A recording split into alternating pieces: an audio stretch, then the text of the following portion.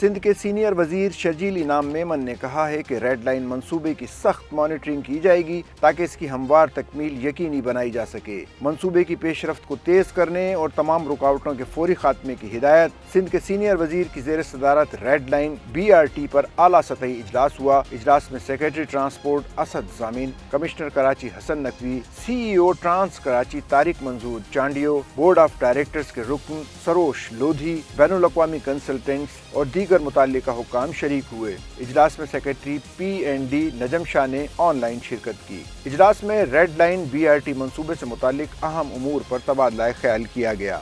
Red line کے تعمیراتی مسائل، یوٹیلیٹیز کی منتقلی اور بایو گیس پلانٹ کے قیام پر گفتگو کی گئی۔ CEO ٹرانس کراچی طارق منظور چانڈیو نے اجلاس کو منصوبے کی پیش رفت اور درپیش چیلنجز پر بریفنگ دی۔ شرجیل میمن نے کہا کہ ریڈ لائن BRT کراچی کے پبلک ٹرانسپورٹ سسٹم کا ایک اہم منصوبہ ہے۔